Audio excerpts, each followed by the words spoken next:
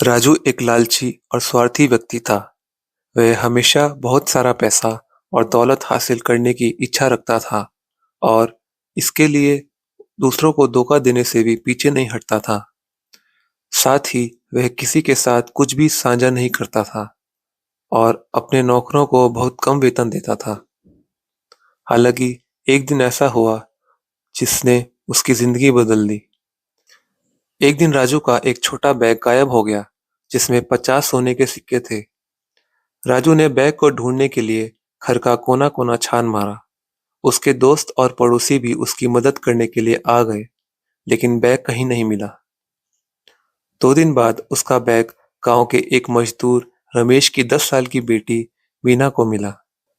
मीना ने बैग के बारे में अपने पिता को बताया। रमेश ने बैग को पहचान लिया और तुरंत उसे राजू को लौटाने का निश्चय किया।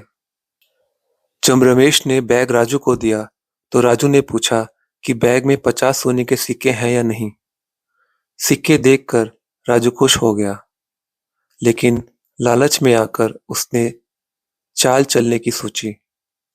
उसने रमेश से चिल्लाकर कहा, इस बैग में 75 सोने के सिक्के थे, लेकिन तुमने मुझे सिर्फ 50 दिए हैं।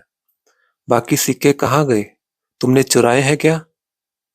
रमेश यह सुनकर हैरान हो गया और अपनी बेगुनाही की दुहाई देने लगा।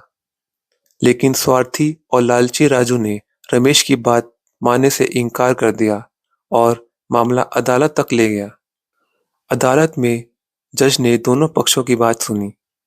उन्होंने मीना और रमेश से बैग में पाए गए सिक्कों की संख्या पूछी। दोनों ने कहा कि बैग में सिर्फ 50 सिक्के थे। फिर जज ने राजू से सवाल किया।